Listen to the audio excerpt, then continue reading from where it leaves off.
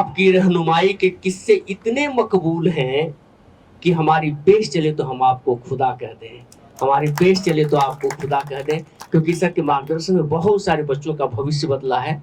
अब सर आपके बीच आए हैं, निश्चित रूप से आपका भी भविष्य बदलेगा। मैं श्री गिरवर दयाल सर का स्वागत करता हूं और आग्रह करता हूं कि सब बच्चों के लिए 2 शब्द कहें। धन्यवाद प्रमोद जी। सबसे पहले तो आप सभी लोगों को होली की शुभकामनाएं। चूंकि आपने डीपी अग्रवाल सर को सुना है बहुत ज्यादा, डीपी अग्रवाल सर से जो आप लोगों ने प्रश्न पूछा था तो उसके व्यवहारिक पक्ष को भी जानना बहुत जरूरी है। सर ने बहुत सारा आपकी क्वेरीज का जवाब दिया, कुछ चीजें हम लोग उसको ऐड भी करेंगे, ठीक है। तो इसलिए हम पहले अपनी बात को रखेंगे, उसके बाद जो जिन प्रश्नों को आपने पूछा था उसके बारे में हम कुछ और बातें भी उसमें ऐड करेंगे जिसका प्रैक्टिकल पहलू होगा, और उसके बाद कुछ और भी उसके बाद डाउट रह जाएगा तो कृपया आप लोग हमसे पूछ सकते हैं। आप में से चूंकि पहली बार आप में से अधिकांश लोग हमसे वाकिफ हो रहे हैं, मैं एक बहुत इंपॉर्टेंट चीज ये कहूंगा कि जो पूरे यूपीएससी और बीपीएससी की जो पढ़ाई होती है उसमें पहले हमें ये जानना बहुत जरूरी है, जो आप लोग पूछ भी रहे थे कई सारे लोग, कि हम यूपीएससी का या आरएएस का एग्जाम जो है या कोई भी स्टेट सर्विस का एग्जाम क्यों देना चाहते हैं। हम लोग शुरुआत वहीं से करेंगे। देखिए, पूरी जब पढ़ाई की प्रक्रिया होती है वो पूरी पैराबोला जैसी होती है। इस पूरे भारतवर्ष में 5000 से अधिक कम से कम कॉलेज हैं, 1000 से अधिक यूनिवर्सिटीज हैं, और अगर साइंस, मैथ्स और कॉमर्स की विधा को जोड़ लिया जाए और आईआईटी के भी छात्रों को जोड़ लिया जाए तो कम से कम 70 से 80 हजार ऐसे व्यक्ति हैं जो या तो इंजीनियर हैं आईआईटी के या टॉपर हैं किसी न किसी कॉलेज के, और हम में से कोई तो ना तो टॉपर होगा ना हम आईआईटीएन है, जो सर आप लोग बात कर रहे थे। तो इसका तो अर्थ है कभी सिलेक्शन हम लोग का नहीं होना चाहिए। इसके बारे में बहुत डिटेल स्टडी हम लोगों ने किया है, पिछले 14-15 सालों का जो अनुभव रहा है कि आपकी जो पूरी पढ़ाई की प्रक्रिया होती है वो पैराबोला जैसी होती है। हो सकता है हमारा जन्म ऐसे घर में हुआ हो जहां पर हमारे पास अच्छे शिक्षक नहीं रहे हो, अच्छे स्कूल नहीं रहे हो, या ऐसा हो सकता है कि हमने उस समय इन सुविधाओं के बाद भी किसी कारण से उसका लाभ नहीं उठा पाया हो। हम बहुत अच्छे स्कूल में पढ़े हो लेकिन हमें प्रॉपर गाइड करने वाला नहीं रहा हो, इसलिए हम प्रॉपरली उसको पढ़ाई नहीं कर पाए, और इसी कारण से जब हमने मेडिकल या इंजीनियरिंग का एग्जाम दिया तो हमारा सिलेक्शन नहीं हो पाया। तो पैराबोला जैसे ही होता है कि जिस साल हमने एग्जाम दिया था उस साल हमारी पढ़ाई अच्छी नहीं थी, इसलिए हमारा सिलेक्शन नहीं हुआ, लेकिन हमारा जो साथी था जिसका सिलेक्शन हो गया वो पढ़ाई कर रहा था। अब चूंकि हमारा सिलेक्शन नहीं हुआ इसलिए हम जो है अपने कंफर्ट जोन से बाहर निकल पाए, और उसके बाद हमने तैयारी की। हमारा एक फ्रेंड जो सिलेक्शन जिसने ले लिया था वो कंफर्ट जोन में रह गया, इसलिए हो सकता है उसकी पढ़ाई की जो पेस है पढ़ाई का वो स्लो रहा हो, और एक समय ऐसा आएगा जब 4 साल 5 साल 6 साल बाद जब वो इंजीनियरिंग कर लेगा और आप ग्रेजुएशन कर लेंगे, क्योंकि आपका स्लोप अब तेजी से पैराबोला का स्लोप जब ऊपर बढ़ेगा तो जिस वर्ष आप एग्जाम देंगे आपकी पढ़ाई की गति तेज होगी और आपका सिलेक्शन हो जाएगा। इसलिए भ्रांति है कि हम टॉपर नहीं रहे हैं या हमारा जन्म ऐसे स्थान पर हुआ हो, इसका कोई महत्व नहीं है। एक बहुत महत्वपूर्ण चीज जो मैं पूरे स्पीच से शुरुआत करता हूँ कि बैड लक अपने आप में कुछ नहीं होता है। अगर माता और पिता हमारे साथ हैं और हमारी एज 18 साल से ज्यादा है और हमारा खर्च अगर उठा पा रहे हैं, इसका अर्थ है कि हमारे पास अगर एक रूम है पढ़ने के लिए और खाने के लिए खाना मिल जा रहा है, चाहे टिफिन हम कर ले रहे हैं चाहे खुद बना रहे हैं, तो मेरा मानना है बैड लक कुछ नहीं होता है, ये हमारी भ्रांति है। माता पिता का साथ होना ही अपने आप में गुड लक है, और हमें बैड लक नुकसान नहीं पहुंचा सकता है, आवश्यकता हमें गुड लक की है। तो पहले तो हमें ये जानना बहुत जरूरी है। दूसरी चीज जो बहुत महत्वपूर्ण है कि हम तैयारी कर क्यों रहे हैं। तो इसलिए तैयारी नहीं कर रहे हैं कि हमारा सिलेक्शन हमारा जो है इंजीनियरिंग मेडिकल में नहीं हुआ और हमारे पास कोई ऑप्शन नहीं है इसलिए हम बीए बीएससी कर रहे हैं, ये इसका आउटकम है। हम तैयारी इसलिए कर रहे हैं क्योंकि हमें सेलेक्ट होना है, और सेलेक्ट होने का जो मोटिवेशन का फैक्टर होता है अनुभव के आधार में मेरा मानना है वो पॉजिटिव ना होकर के निगेटिव होना चाहिए। आप में से बहुत सारे लोगों ने एक मूवी देखी होगी मेरी शादी में जरूर आना, पता नहीं आपने देखी है कि नहीं, जिन्होंने देखी है नहीं देखी है उसको देख लेंगे। कुछ उसी तरह का मोटिवेशन, लेकिन ऐसा नहीं है कि वो प्यार में ही धोखा खाया हो, किसी अन्य कारण से भी जीवन में कोई ऐसी घटना हुई हो जिससे कि आप अपने आप को अपमानित महसूस किए हो, हो सकता है कि आपके पेरेंट्स को आपके बारे में कुछ ऐसा सुनने को मिला हो और आपका सिलेक्शन मान लीजिए इंजीनियरिंग में नहीं हुआ है, मेडिकल में नहीं हुआ, जो सर बता रहे थे वो अपने आप में निगेटिव मोटिवेशन का कारण हो सकता है कि आपको जो है किसी ने अपमानित महसूस कराया हो सकता है आपके घर में कोई ऐसी घटना घटी हो जहां पर आपके पेरेंट्स अपने आप को इंसल्टेड फील किए हो। तो इसका अर्थ यह है कि पॉजिटिव मोटिवेशन से ज्यादा निगेटिव मोटिवेशन का महत्व होता है। पॉजिटिव मोटिवेशन ये नहीं होता है कि हम सिलेक्शन पा जाएंगे तो बहुत अच्छा लाइफ हो जाएगा, क्योंकि हमने वो लाइफ देखी ही नहीं होती है, इसलिए हम उसको एज्यूम नहीं कर सकते हैं। लेकिन निगेटिव मोटिवेशन के फैक्टर्स को हम एज्यूम कर सकते हैं कि हमारे जीवन में ऐसी कोई घटना या हमारे पेरेंट्स के जीवन में ऐसी कोई घटना या ऐसे व्यक्ति जो उसको हम बहुत चाहते हो उसके जीवन में कोई ऐसी घटना घटी हो जो हमें हमेशा से इंसल्टेड फील किया हो। तो नेगेटिव मोटिवेशन बहुत लंबा इसलिए होता है क्योंकि जब आप पीटी देते हैं और किसी कारण से नहीं सिलेक्शन होगा तो 1 साल बाद भी उसी पेस में आप तैयारी कर सके। ऐसा ना सोचे कि 2-3 महीने तक 4 महीने तक कोई पढ़ाई नहीं करनी है, तो सिर्फ लगातार पढ़ाई करने के लिए नेगेटिव मोटिवेशन का महत्व होता है। तीसरी एक बहुत महत्वपूर्ण बात कि हम जो तैयारी करते हैं, एक बहुत चीज ध्यान से इस चीज को समझिएगा, जो सर ने भी जवाब देने की कोशिश किया था। इन्होंने कहा आप लोग बहुत सारे लोगों ने तैयारी की कैसे जाए, लेकिन वो चीज को ध्यान समझिएगा। बचपन में पढ़ा होगा कि पढ़ाई की जो पूरी प्रक्रिया होती है, चाहे हम किसी भी क्लास से पढ़ाई कर रहे हो, तो पठन पाठन मनन और चिंतन के आधार पर होती है। ये पूरी प्रोसेस होती है वो पठन पाठन मनन और चिंतन है। तो ध्यान समझिएगा इस चीज को। पठन का अर्थ होता है कि हमने पढ़ लिया, it's a one way dialogue. हमने पढ़ लिया कि माउंट एवरेस्ट जो है 8,840 हो गई उसकी हाइट, इतना मीटर उसकी हाइट है। पाठन 2 वे हो सकता है या मल्टी वे हो सकता है। किस टीचर ने आपको बता दिया कि माउंट एवरेस्ट की हाइट 8,850 मीटर है। चिंतन का अर्थ होता है हमने रिवाइज किया बार बार, है ना। हमने माउंट एवरेस्ट भी पढ़ लिया, कल को रॉकी की भी पढ़ ली, हाईएस्ट पीक कौन सी है, हमने इंडीज का भी पढ़ लिया, आल्प्स का भी पढ़ लिया। लेकिन चिंतन जो होता है कि माउंट एवरेस्ट ही विश्व की सबसे ऊंची चोटी क्यों है। क्लियर कर पाए इस चीज को, या स्कोर क्लियर कीजिए। 1857 में मूवमेंट सब लोग पढ़े। अब हमने याद कर लिया कि 1857 का मूवमेंट क्यों हुआ था, इसकी सफलता असफलता के क्या कारण थे और अलग अलग जगह पे क्या क्या इसका नाम दिया गया। लेकिन यूपीएससी में जो क्वेश्चन आएगा वो आएगा 1857 में ही ऐसा मूवमेंट क्यों हुआ। क्लियर कर पाए इस चीज को। तो चिंतन का अर्थ होता है कि व्हाई इट इज सो, और इसको अगर और सामान्य भाषा में पढ़े, जो यूपीएससी का पैटर्न अब जा रहा है, इवन स्टेट सर्विसेज का पैटर्न पिछले 4-5 वर्षों में हम लोग ने जो एनालाइज किया है वह हो रहा है इंटरलिंकिंग ऑफ थॉट्स का। यानी कि हिस्ट्री के क्वेश्चन में इकोनॉमिक्स का भी इंपुट होना चाहिए, उसमें पॉलिटी का भी इंपुट होना चाहिए, उसमें ज्योग्राफी भी अगर पॉसिबल डाल सकते हैं, सारी चीजें। इसे called interlinking of facts. Getting my point. तो ये इसी का चिंतन कहा जाता है। ऐसा होता क्यों है, इस चीज को समझना बहुत जरूरी है। इसलिए जो स्टेट सर्विसेज तक का जो कॉन्सेप्ट होगा वो पठन पाठन और मनन तक ही जाएगा, और चिंतन तब होगा जब हम यूपीएससी की तैयारी करेंगे, यानी जहां पर हम इस चीज को समझेंगे कि ऐसा होता क्यों है। इस चीज को बहुत ध्यान समझना पड़ेगा। पिछले 4-5 वर्षों से स्टेट सर्विसेज में भी और यूपीएससी में पिछले 15-20 वर्षों से और पहले से इस तरह क्वेश्चंस आते हैं। और समझिएगा इस चीज को। जैसे मान लीजिए कि क्वेश्चन आया कि 1800 का जो 18वीं शताब्दी का धार्मिक जो सामाजिक सुधार आंदोलन था, अब स्टेट सर्विसेज क्वेश्चन पूछा गया कि इस आंदोलन की क्या क्या विशेषता थी या इसका आउटपुट क्या निकला। यूपीएससी में 2012-13 में क्वेश्चन पूछा गया कि इसने जो है वैज्ञानिक और तर्कवाद को जन्म दिया, साइंटिफिक और लॉजिकल टेम्परामेंट को जन्म दिया। 2024 की यूपीएससी में क्वेश्चन पूछा जा सकता है कि इसने जो है इंडियन कॉन्स्टिट्यूशन की जो सेकुलरिज्म का कॉन्सेप्ट है उसके समानार्थी है। ये क्वेश्चन ऐसा पूछा जा सकता है। पॉइंट। इसका अर्थ है कि जो सर भी बोल रहे थे कि सिर्फ हमें किताब को ही नहीं पढ़ना है। हम जब सोते हैं, आप में से कितने लोग 10 बजे सोते होंगे, बहुत लोग 12 बजे सोते होंगे, बहुत लोग 2 बजे सोते होंगे, बहुत सारे लोग। अगर जो भी आपका सोने का समय है उसके आधे घंटे पहले आपको बेड पे जाना है, और उस समय आपको दिन भर में आपने जो पढ़ाई की है उसको कैसे हम इंटरलिंक कर सकते हैं, हिस्ट्री के टॉपिक को ज्योग्राफी के साथ, ज्योग्राफी को पॉलिटी के साथ, पॉलिटी को इकोनॉमिक्स के साथ कैसे इंटरलिंक कर सकते हैं, इसको हमें प्रैक्टिस करनी होगी। कभी भी यूपीएससी में क्वेश्चन सीधे नहीं आते हैं। इस चीज को हम लोग को बहुत ध्यान से समझना होगा।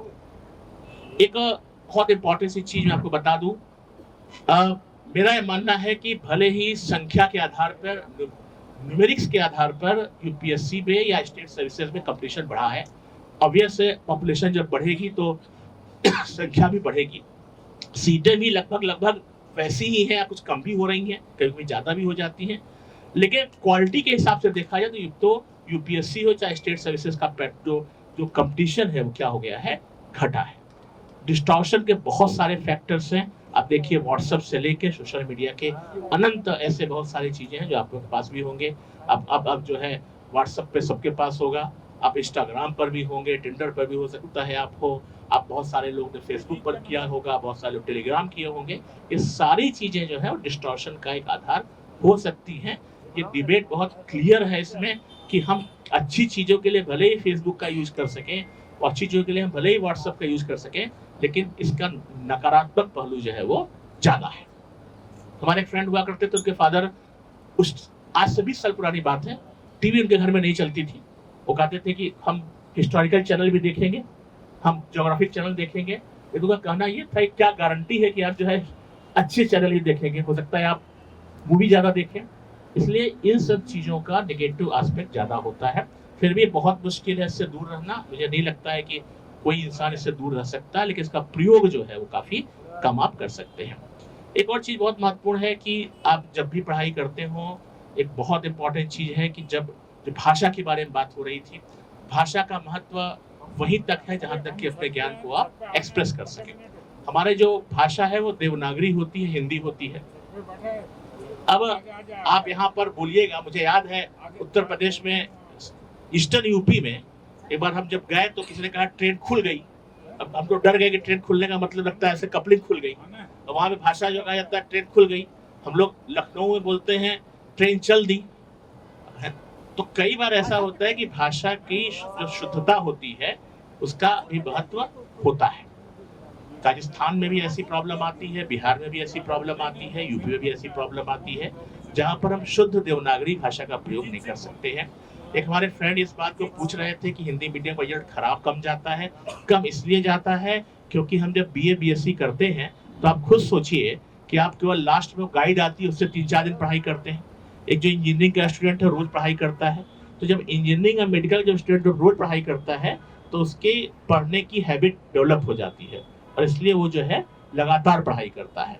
जब हम बीए बीएससी करते हैं तो हमारे पास पता होता है, गाइड आती है, अभी भी गाइड आती है, गाइड हम लेकर के पास हो सकते हैं। तो यह हिंदी और इंग्लिश मीडियम की बात नहीं है, यह है कि हम किस कोर्स से पढ़ने के बाद यूपीएससी और आरएएस का एग्जाम दे रहे हैं। इस चीज को बहुत क्लियरली समझना होगा। ये बिल्कुल ही भ्रांति है कि हिंदी भाषा को लिखने में, अगर मान लीजिए कि जो एक बार प्रश्न पूछ भी रहे थे कि मान लो कोई 5 लाइन कोई सेंटेंस है, अगर वो हिंदी में लिखे उसको एग्जैक्टली ट्रांसलेट करके हिंदी इंग्लिश में लिखें तो दोनों को लिखने का समय बराबर होता है, ऐसा कुछ नहीं होता है। ये अगर हम अनुभव की बात करें तो ऐसा संभव है कि 2 से 5% मार्क्स अगर सेम चीज को ट्रांसलेट करके लिखा जाए तो ज्यादा मिलेगा इंग्लिश में। ऐसा हो सकता है, ऐसा हो सकता है, बट परसेंटेज मात्र 2 to 5% ही होगा। इसके आधार पर हम अपनी ओरिजिनल थिंकिंग पावर को नहीं छोड़ सकते हैं। इसका अर्थ यह है कि we can speak in English but we can not think in English. इस चीज को बहुत ध्यान समझना पड़ेगा। जो हम लोग का सबका बैकग्राउंड रहा है वो हम इंग्लिश बोल तो सकते हैं बट इंग्लिश में सोच नहीं सकते। मान लीजिए कि हम लोग लिख रहे हैं कि राम घर जा रहा है, तो हमें राम की फोटो याद आएगी, घर जाने के लिए वो हिंदी में ही सोचेंगे, उसको हम ट्रांसलेट करेंगे। जबकि एक ऐसा विद्यार्थी हो सकता है जो इसको इंग्लिश में ही हम सोचे भी, है ना। तो ये प्रॉब्लम आती है। मेरा स्पष्ट सुझाव होगा कि यदि आपकी पढ़ाई हिंदी मीडियम में हुई है तो आप पूरे, चाहे आरएएस का एग्जाम तो ऑब्वियस हिंदी में ही देंगे, यूपीएससी का भी एग्जाम आप हिंदी में ही दें। तो क्लियर बात है इसको, ठीक है, इसमें कोई भी डाउट नहीं होना चाहिए। और ये बिल्कुल ही गलत बात है कि हिंदी मीडियम के बच्चे नहीं आते हैं। ये बात सही है कि आईएएस प्रॉपर में उनकी संख्या घटी है, लेकिन जो अदर एलाइड सर्विसेज है उनकी संख्या अच्छी खासी है। ठीक है, तो इस चीज को क्लियरली समझना पड़ेगा। जो पूरी पढ़ाई की प्रक्रिया है आज भी वही है। किताबें आपके पास होनी चाहिए, आपके पास अच्छा मटेरियल होना चाहिए। बहुत सारे लोग ये कह रहे थे एनसीईआरटी किस क्लास से पढ़ना चाहिए, ये भी आपके मन में एक दुविधा होगी, क्लास 6 से पढ़ें या क्लास 9 से पढ़ें। इसके बारे में बहुत विवाद है कि 9 से पढ़ना चाहिए कि 6 से पढ़ना चाहिए। काफ़ी अनुभव के बाद दिल्ली वगैरह में जब हम लोग ट्रेनर्स फॉर ट्रेनिंग कराते थे, जो आपके साथ लोग कोचिंग पढ़ाते हैं, तो उनकी भी हम लोग ट्रेनिंग लेते थे। कभी कभी तो समय के साथ हम अभाव कारण हम नहीं जा पाते हैं, पहले मैं जाता था। तो इस पर बहुत लंबी चर्चा चली और चर्चा में निष्कर्ष आया कि COL कॉल करके एक वर्ड होता है, ज्योग्राफी में टर्म यूज होता है, ये जनरल इसके लिए जनरल स्टडीज के लिए बता रहे हैं। तो COL कॉल एक वर्ड होता है, और कॉल का अर्थ अगर आपको पता है तो इसका अर्थ यह है कि आपको 9th ऑनवर्ड्स एनसीईआरटी पढ़नी होगी सारे विषयों के लिए। अगर कॉल का अर्थ आपको नहीं पता है COL कॉल का, तो इसका अर्थ है कि 6 ऑनवर्ड्स पढ़ना पड़ेगा। इररिस्पेक्टिव ऑफ सब्जेक्ट की बात बोल रहा हूँ, इसलिए कि जब बच्चों का एग्जाम लिया गया था, जिन बच्चों ने कॉल का आंसर दे दिया था वो उसके आंसर ज्यादा अच्छे थे, सारे आंसर ज्यादा अच्छे थे। जिन्होंने इसका आंसर नहीं दिया था उसके आंसर अच्छे नहीं थे। इसका अर्थ ये है कि टर्निंग पॉइंट था। तो इस चीज को लेमैन में अगर समझना हो तो हम लोग कर सकते हैं, अदरवाइज ये बहुत विवाद का विषय है कि 9 से पढ़ना चाहिए कि 6 से। लेकिन हम लोग का सुझाव यही रहता है कि आप 6 से पढ़िए, अगर आपका बैकग्राउंड बहुत अच्छा नहीं है तो। बहुत सिंपल सी बात है, भाषा के बारे में हमने चर्चा कर ली। मोटिवेशन का फैक्टर बिल्कुल होना चाहिए। बिलास जी हमेशा इस चीज को कहते हैं कि पॉजिटिव मोटिवेशन और नेगेटिव मोटिवेशन बहुत रीड बिटवीन द लाइंस की बात होती है, लेकिन फिर भी मदर के लिए अगर आप इस दुनिया में जो सबसे खास रिश्ता होता है वो माता का होता है। और मेरा मानना है कि इस दुनिया में एक माँ जो है 5 साल तक बच्चे को पालने में जितना उसका संघर्ष होता है, जो उसकी स्लीपलेस नाइट्स होती हैं, उसकी 1/4 मेहनत भी आप कर ले तो आप IAS प्रॉपर बन जाएंगे।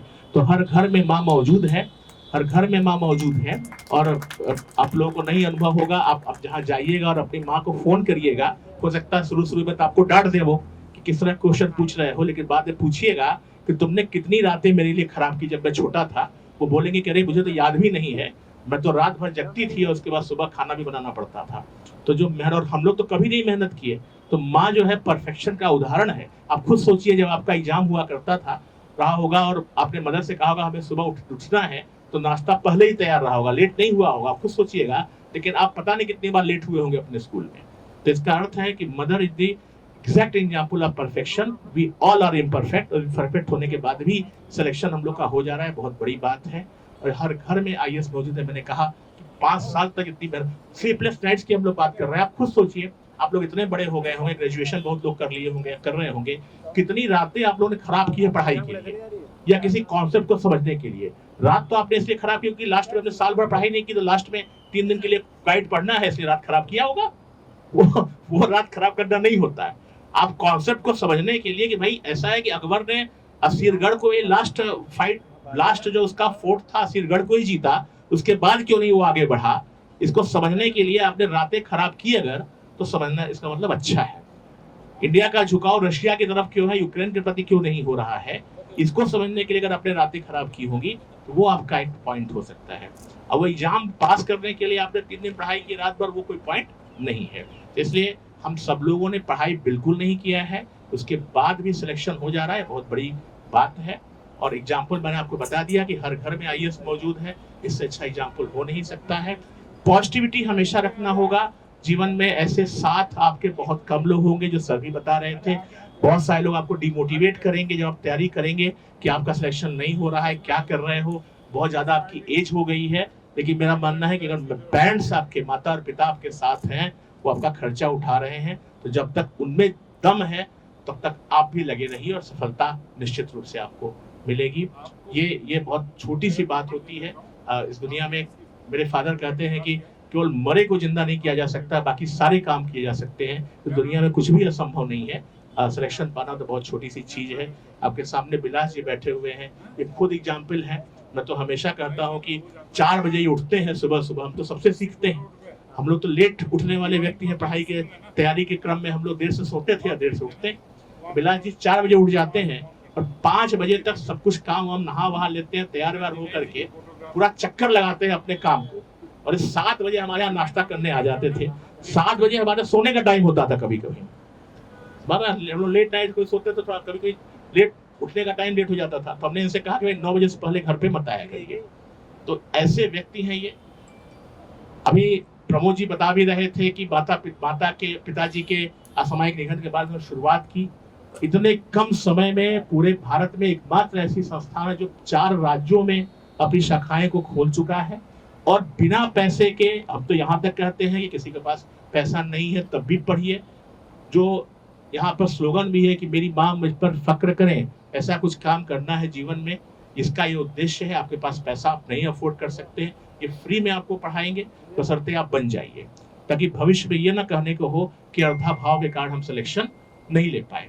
इस संस्थान में हमने ही शुरुआत किया था, जो बता रहे थे कि मंथली प्रोग्रेस रिपोर्ट बनाएंगे, ताकि आपको रोज का रोज आपको प्रोग्रेस पता चले कि आप कैसा कर रहे हैं। ये सब सारी चीजें हैं। उसके बाद भी आप बहुत सारे ऐसे उदाहरण हैं कि बिना कोचिंग के भी आप सिलेक्शन ले सकते हैं, ये तो आपके ऊपर डिपेंड करता है। लेकिन कुल मिलाकर के अपने समय को बर्बाद नहीं करना है। आप में से बहुत सारे लोग, ऐसा भी प्रश्न मन में आएगा कि जब हमें तो खाना भी बनाना होता है, अपने कपड़े भी धोने होते होंगे, आप में से अपने रूम की सफाई भी करनी होती होगी, तो जब 24 घंटे में से आप 6 घंटे काम करेंगे, उसके बाद 8 घंटे सोएंगे भी, तो 6 और 8 हो गया, 6 और 8 हो गया 14 घंटे, तो कम से कम 10 घंटे पढ़ाई करिए। और आपका एक जो साथी होगा जिसको ये सफाई वफाई काम नहीं करना होगा, उसके पास एक सर्वेंट भी होगा, बढ़िया एसी रूम होगा, उसको सारे काम नहीं करने होंगे, उसके बाद 6 आवर्स एक्स्ट्रा पढ़ेंगे, इसका मतलब 16 घंटे पढ़ेगा, तब तो आपका सिलेक्शन कभी नहीं होगा। ऐसा नहीं होता है। कंफर्ट जोन जो होता है, तो comfort zone creates weak man. तो कहा जाता है कि जो जो जो क्राइसिस होता है, जो हार्ड टाइम होता है, तो hard time creates strong man. Man में यहाँ वुमेन भी आती है, ठीक है ना। तो जो क्राइसिस होता है, जो हार्ड टाइम होता है, that creates strong man, and the comfort zone, जो easy time creates a weak man. समझ रहे हैं? तो वीक मैन में वुमेन भी आती है।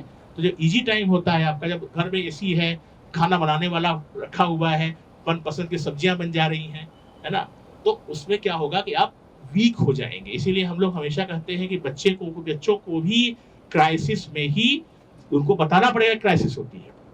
बहुत सारे ऐसे लोग होते हैं, तो इसलिए इस चीज को समझना पड़ेगा। ऐसा कुछ नहीं होता है। यहाँ एक वर्ड होता है मॉरल इंटीग्रिटी। मॉरल इंटीग्रिटी का अर्थ है गिवन सिचुएशन में, दिए हुए समय में अपना सर्वश्रेष्ठ कैसे करें। आपके पास अगर 6 + 8 16 14 में से अगर आपके पास 12 घंटे बच गए, तो उस 12 घंटे को अच्छे से यूज करें। उसके पास जो आपका फ्रेंड है जिसके पास ये 6 घंटे भी पढ़ने का है, तो 6 + 8 यानी 14 घंटे, वो 16 घंटे अच्छे से पढ़े। पर वो पढ़ेगा नहीं, आप पढ़ेंगे।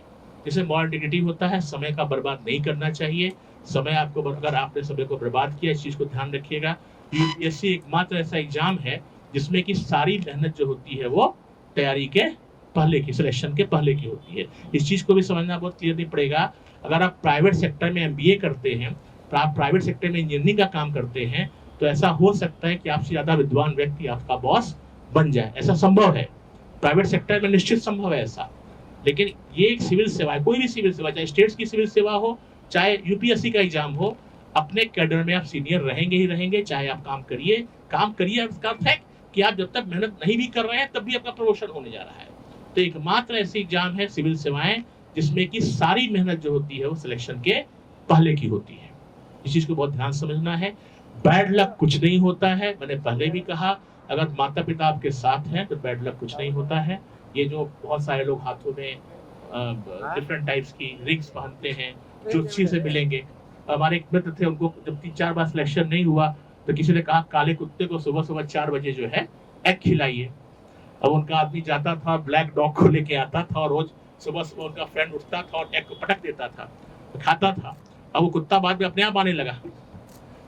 बाद में उनका सिलेक्शन हो गया, तो उन्होंने पूछा कि डॉग के कारण सिलेक्शन हुआ, कहा नहीं, सुबह उठने की आदत पड़ गई हमारी। तो लेकिन ये ऐसा होता है, साइकोलॉजिकल भी होता है। कभी कभी आप कुछ रिंग पहन लेते हैं, उससे साइकोलॉजिकल इफेक्ट भी पड़ता है। डेफिनेटली ऐसा होता होगा, लेकिन मेरा मानना है कि बैड लक कुछ नहीं होता है। मानव का जन्म हुआ है, और आप अगर जयपुर में आकर के और शहर में आकर के एक रूम में लेके पढ़ाई कर रहे हैं, तो इस पे ये बैड लक नहीं है। कम से कम ये 0.001% है। आपकी एज के लोग जो हैं, बहुत सारे लोग, आपका साथी गांव में होगा, बिजली नहीं आती है, प्रॉपर गाइडेंस नहीं मिलती है। तो अगर आप यहाँ पर आ करके और हम लोग को सुन रहे हैं, तो ये तो गुड लक ही है, बैड लक तो कुछ नहीं होता है। आप सब लोग सेलेक्ट होंगे। और आपके लिए बहुत इंपॉर्टेंट चीज, मैं विलास जी को हमेशा मोटिवेट करता हूँ, तो मोटिवेशन तो इनका था, लेकिन वो आपके लिए भी मैं सुना देता हूँ कि बस तू ही है इस दुनिया में, तुझसा कोई और नहीं। यानी कि हर व्यक्ति विशिष्ट होता है, हर व्यक्ति की अपनी क्षमताएं होती हैं, यूनिक होता है वो, और कोई भी जो विशेषता होती है वो अपनी अपनी उसकी यूनिक होती है। और तेरे हुंकार में वो दम है, सारी दुनिया थम जाए। आप इतने शक्तिशाली हैं कि आपकी एक मेहनत से दुनिया अपने आप में अगर जो है वो बदल जाएगी। और खुद पे हो विश्वास, अगर तो विश्वास अपने ऊपर खुद का होना चाहिए। ऐसा नहीं है कि हम बार बार हमारे पेरेंट्स हो, हमारे रिलेटिव्स हो, हमें डिमोरलाइज कर रहे हैं, तो हमें डिमोरलाइज नहीं होना है। और सबसे इंपॉर्टेंट चीज है कि जीवन में बहुत सारे सपने होते हैं हम सबके, और हर हाल में पूरे करने हैं। बहुत बड़ा आपके पास लक्ष्य है, केवल आईएएस बनना है, उसके आगे का भी लक्ष्य है बहुत अच्छा जीवन जीना। तो आपके पास बहुत बड़ा लक्ष्य है, उस लक्ष्य के लिए हमेशा पॉजिटिविटी के साथ काम करना होगा। और सूरज पर एक छाए अगर बादल हैं तो वो भी एक दिन छटते हैं। सूरज पे बादल बहुत दिनों तक नहीं रह सकते, आप सब लोग सूर्य की तरह हैं। अगर बादल है तो कभी ना कभी तो वो छटेगा। और उसके बाद एक बड़ी इंपॉर्टेंट चीज है, क्या हो ना सका या कुछ हुआ नहीं, ऐसा कुछ संभव नहीं दुनिया में। कुछ भी, मैंने कहा ना, मेरे फादर बोलते हैं कि दुनिया में कुछ भी असंभव नहीं है। ऐसा कुछ भी नहीं है दुनिया में असंभव हो। और अगर खुद पर हो विश्वास अगर, तो वक्त क्या पल बदल जाता है। अगर विश्वास करेंगे आप तो सब कुछ संभव है। और एक सबसे इंपॉर्टेंट लाइन, वो ध्यान सुनिएगा, जो बैड लक की बात करते हैं कि कहते हैं सब कुछ किस्मत है तो खुद ही फरिश्ते बन जाइए। तो अगर किस्मत सब कुछ है तो कहते हैं ना कि फरिश्ते बन जाइए, तो फरिश्ते का तो कोई हाथ होगा नहीं, तो खुद ही फरिश्ते बन जाइए। और खुद पर हो विश्वास अगर, तो एक पल क्या वक्त बदल जाता है। आपके पास बहुत बड़ा लक्ष्य है जीवन में। ये दुनिया बहुत छोटी है नफरत के लिए। मैं बहुत इंपॉर्टेंट बात बताऊं, इतनी बड़ी पूरी बातें मैंने आपको बताई यूपीएससी के बारे में, आरएएस के बारे में। फ्री में एक चीज बताऊंगा, मुझे विश्वास है कि आप सब लोग सेलेक्ट होंगे। लेकिन किसी कारण से अगर आपका सिलेक्शन नहीं होता है तो उसके बाद भी जो अनुभव लेके आप जाते हैं इस तैयारी के दौरान, वो एक आपको बहुत अच्छा इंसान बनाता है। आपका जो सोचने का ढंग है, आपका जो विजन है, आपका दूसरों से बातचीत करने का जो ढंग है, वो बिल्कुल बदल जाता है। तो इसलिए वैसे भी जो यूपीएससी और स्टेट सर्विसेज की तैयारी आप करते हैं, वो अपने आप में यूनिक चीज है। उससे आपका विजन बदल जाता है। दुनिया में कुछ भी आप काम करेंगे, आपके सोचने का ढंग जो है बदल जाएगा। दुनिया बहुत छोटी है। हमेशा ये प्रयास करिए कि मानव का जन्म आपको मिला है, बहुत मुश्किल से मिला है, इसका दुरुपयोग नहीं करना है। अभी तक भले ही आपने समय बर्बाद किया हो सकता है कि किसी कारण से आपने समय बर्बाद किया हो, लेकिन अब कम से कम समय बर्बाद मत करिए। भगवान राम को भी 14 वर्ष का वनवास मिला था, उसके बाद उनको राजपाट मिला। आपको तो 3-4 वर्ष का ही वनवास मिल रहा है। और वनवास का लिटरली वनवास है। इसका अर्थ है कि कोई भी ऐसे कार्य नहीं करने हैं जिससे कि डिस्टॉर्शन हो। बहुत छोटा सा एग्जांपल देता हूँ। आप लोग कहेंगे बर्थडे में जाने में क्या प्रॉब्लम है, या किसी की शादी में जाने में क्या प्रॉब्लम है। होती है प्रॉब्लम। उसमें होता क्या है कि हम 4-5 दिनों पहले से मेंटली प्रिपेयर होते हैं कि हमें जाना है, तो हम 5-6 दिन तक पढ़ाई नहीं करेंगे। लौटने के बाद अगर भी पढ़ाई इसलिए नहीं करेंगे क्योंकि कुछ हम ऐसा देख चुके होते हैं। अगर कुछ ऐसी फीलिंग्स होती है जो हमें डिस्टॉर्शन करती है, तो एक वर्ड होता है कि you should eat IAS, you should sleep IAS, you should speak IAS. इसका अर्थ यही होता है कि आपका जो पूरा दायरा है वो आईएएस में होना चाहिए। और यहाँ आईएएस में का अर्थ है सिविल सर्विसेज की तैयारी का। आपकी बेड पे किताबें होनी चाहिए। आपकी जो दीवारें हैं वहां पर नक्शे होने चाहिए वर्ल्ड के, इंडिया के। आपके पास वहां पर मोटिवेशन के फैक्टर्स के जो कोट्स होते हैं उनको होना चाहिए। सारा जीवन जो है आपका पूरा जो है उसी के आसपास होना चाहिए। और ये काम 3-4 साल तक करेंगे तो बिल्कुल हो जाएगा। और एक लास्ट में एक और चीज मैं बता दूं कि ब्रेन का और ग्रेस्पिंग पावर का कोई मतलब नहीं होता है। याददाश्त न बादाम खाने से बढ़ती है, न मेमोरी प्लस कैप्सूल खाने से बढ़ती है। आपकी भी याददाश्त वही है जो हमारी भी याददाश्त है। बस अंतर यह है कि आपको इसलिए नहीं याद होता है क्योंकि आपके मन में निगेटिव मोटिवेशन के फैक्टर्स नहीं हैं, हमारे मन में थे। बात समझ में आ रही सबको? इसलिए मन में हमेशा जब भी आप पढ़ाई करिए तो उस घटना को रखते हुए याद करिए जब आप इंसल्टेड फील किए हो, why you want to become IAS officer. ठीक है, इस चीज को ध्यान में रखिएगा। आप लोग सब लोग सेलेक्ट होंगे। और याद करिए, कल्पना करिए, मैं तो कहता हूँ कि उस दिन को जब आपका सिलेक्शन हो जाएगा, आपके फ्रेंड या आप स्वयं इंटरनेट पर रिजल्ट देख करके बताएंगे, और आपकी माँ की आंखों में जो खुशी होंगे, जो आंखों में जो खुशी के आंसू होंगे, that will be the biggest gift that you can give to your mother। उन्होंने जो आपको जन्म दिया है उसके बदले में जो उसकी परिणति है, उसका जो उधार चुकता करना है, वो सिलेक्शन लेकर के उसका 1% ही कम कर सकते हैं। लेकिन वो 1% बहुत ज्यादा होगा, उससे बड़ा कुछ आप कर भी नहीं सकते। इसलिए पूरे उत्साह के साथ लग जाइए। मैं फिर से यही कहता हूँ, पूरे यूपीएससी का पैटर्न है, पूरी तैयारी है, उसमें ऐसा कुछ भी नहीं है जो आपको पढ़ाया ना जा सके या आप पढ़ ना सके। सिवाय प्रोबेबिलिटी एक टॉपिक होता है जो अगर मैथ्स का बैकग्राउंड जिनका नहीं है, पीटी में 7-8 क्वेश्चन आते हैं जिसको समझाने में थोड़ा सा प्रॉब्लम आती है। बाकी पीटी और मेंस में, यूपीएससी में कुछ भी ऐसा नहीं है जो आपको समझाया नहीं जा सके, आप समझ ना सके। आराम से आप समझ सकते हैं। बस आवश्यकता आपको पढ़ने की है, ईमानदारी के साथ तैयारी करने की है। इन सभी बातों के साथ मैं विदा लेता हूँ। और मैं यही कोशिश करूँगा, जो सभी बोल रहे थे कि आप लोगों को भी आकर के यहाँ पर कभी ऐसा मौका मिलेगा। और जब बिलाल जी ने कहा है कि आपके जब सिलेक्शन आपका होगा तो जयपुर में तो बेस्ट, क्योंकि हमारे लिए नई ब्रांच है, तो मैं इनकी तरफ से घोषणा कर देता हूँ कि इस वर्ष से अगले 2 वर्षों तक जो भी हमारे बच्चे सेलेक्ट होंगे उनकी सभी की माताओं को जो है हम लोग फलों से तोलेंगे। ये एक यूनिक चीज़ होगा, जयपुर इसके लिए एक्सेप्शन होगा, ये एक यूनिक चीज़ होगा। और मैं इसी विश्वास के साथ कि आप सब लोग सेलेक्ट होंगे, मैं आपसे विदा लेता हूँ। बहुत बहुत धन्यवाद।